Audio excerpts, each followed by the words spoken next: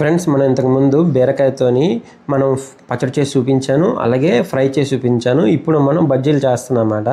బజ్జీకి కావాల్సిన మనం లేత బీరకాయలు తీసుకోవాలి, ఈ విధంగా కోసుకొని ఉంచుకోండి. హలో ఫ్రెండ్స్, మనశ్వం ఛానల్కి వెల్కమ్. ఫ్రెండ్స్, ఈరోజు నేను మీకు బీరకాయతో బజ్జీలు చేసి చూపిస్తాను. దానికి ఏ రేట్ కావాలని ఐటమ్స్ చూపించాను కదా మీకు. నేను గతంలో మనం బీరకాయ పచ్చడి చేసుకున్నాం, తర్వాత వీడియోలో బీరకాయ వేపు చేసి చూపించాను. హెల్త్కి చాలా మంచిది, పీచు పదార్థం కదా, ఫైబర్ కంటెంట్ ఎక్కువ ఉంటుంది. ఇలాగా స్నాక్, ఈవినింగ్ స్నాక్ కింద ఈరోజు మీకు బజ్జీలు చేసి చూపిస్తున్నాను అన్నమాట. ఈ విధంగా ముక్కలు కోసుకొని ఉంచుకోవాలి. ఇప్పుడు మనం అందులోని శనగపిండి, వరిపిండి, ఉప్పు యాడ్ చేసుకొని కలుపుకోవాలి. కొద్దిగా దీనికి కొలతలు ఏం లేవు, మనకు కావాల్సినంత కొద్దిగా. ఈ సైజ్ కప్తో నేను శనగపిండి తీసుకున్నాను, దాంట్లో పావు మనం వరిపిండి తీసుకున్నాం. దీంట్లో వాము కొద్దిగా యాడ్ చేద్దాం. మనం చిటికెడు వాము యాడ్ చేద్దాం. అందులోనే కొద్దిగా చిటికెడు వంట సోడా యాడ్ చేద్దాం. మనం పసుపు యాడ్ చేసుకున్నాం చూడండి. ఇందులో కొద్దిగా కారం కూడా యాడ్ చేసుకుందాం. ఒక స్పూన్ కారం, ఒక స్పూన్ యాడ్ చేద్దాం.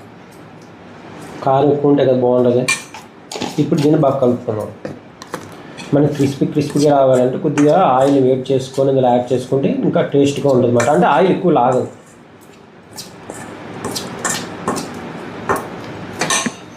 మనం కొద్దిగా ఆయిల్ యాడ్ చేద్దాం, కలుపుకుందాం. ఆయిల్ వేసుకుందాం.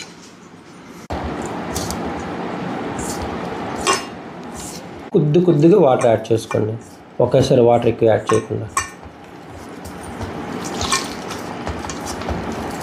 మనం వాటర్ కొద్ది కలుపుకుంటున్నాం కదా, మనకు సరిపోయిందంటే. ఇందులో ఎందుకంటే కొద్దిగా ఈ విధంగా ఉండాలి మిశ్రమం. మనం ఇది ముంచుతాం కాబట్టి, దీనికి అంటాలి కాబట్టి ఈ విధంగా కలుపుకోవాలి. మనం ఇప్పుడే చూసుకోవాలి మనకు ఉప్పు కారం సరిపోయిందో లేదో.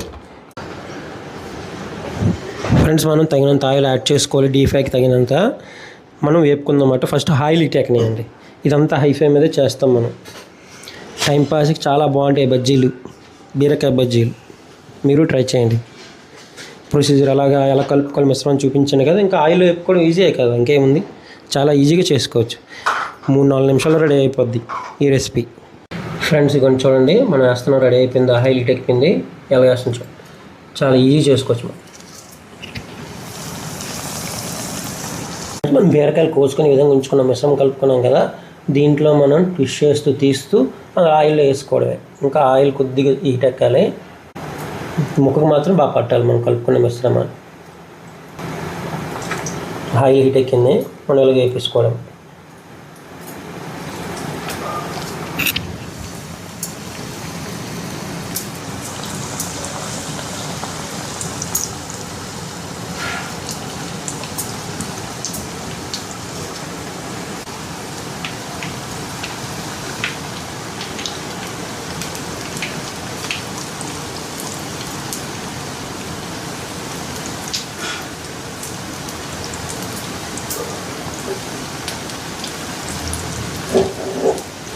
మనం బాగా డీప్ ఫ్రై చేయకూడదు, జస్ట్ లైట్ గోధుమ కలర్ వచ్చినంత వరకు, లైట్ గోల్డిష్ అటు ఇటు తిప్పుకుంటూ ఉండాలి.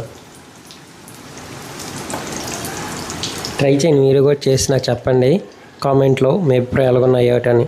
మేము చేసినట్టు చేసి మీరు కామెంట్లో తెలియజేస్తే బాగుంటుంది.